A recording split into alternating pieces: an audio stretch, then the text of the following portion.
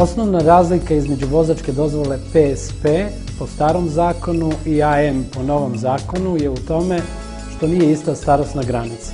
Po novom, za vozačku dozvolu kategorije AM, lice mora da ima navršenih 16 godina, po starom je to bilo 14, što je na zadovoljstvo roditelja i njihovu manju brigu, a na nezadovoljstvo 14-godišnjaka i 15-godišnjaka koji su do sada mogli da upravljaju skuterima i drugim vozilima iz ove kategorije.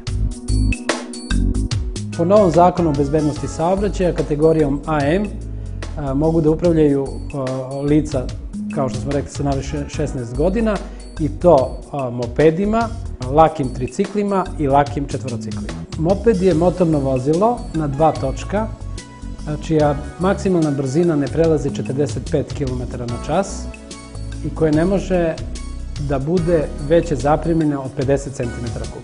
Malo ljudi zna da je predviđeno novim zakonom o bezbednosti saobraćaja da se ne može upravljati vozilom kategorije AM sa kategorijom B. To se ne odnosi na lica koja imaju B kategoriju koju su stekli pre januara ove godine. Oni mogu upravljati vozilima kategorije AM, B1, B i BE. Interesantno za vozače B1 kategorije da je predviđeno da mogu da upravljaju teškim četvorociklima ili takozvanim motornim vozilima ATV kategorije. Napomenuo bih, kao i sa PSP-om, za lica koje imaju AM kategoriju mogu po skraćenom obliku od 20 izveženih motočasova da obezbede kategoriju B sa navršenih 17 godina, što će značajno umanjiti finansijska sredstva za troškove obuke. Novim zakonom o bezbednosti saobraćaja, osim AM kategorije, umesto ranije jedne samo A kategorije, predviđeno su tri.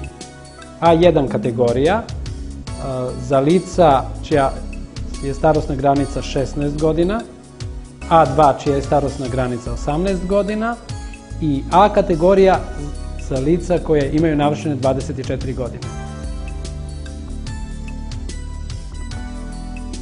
Treba napomenuti da lica koja žele da imaju A kategoriju, a imaju manje od 24 godine, mogu je posjedovati ukoliko kategoriju A2 posjeduje najmanje 2 godine.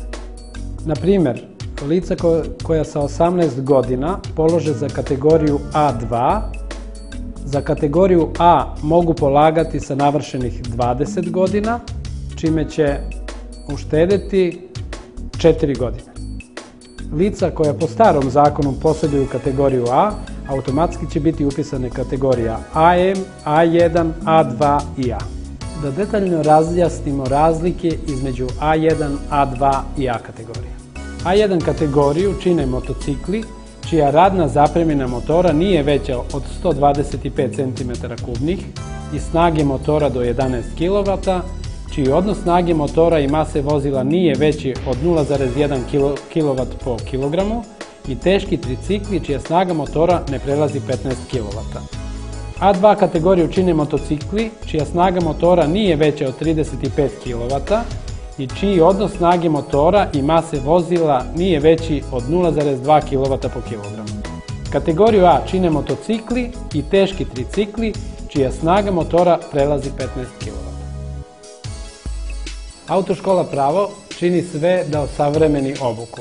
Uveli smo direktnu Bluetooth komunikaciju između kandidata i instruktora u toku obuke.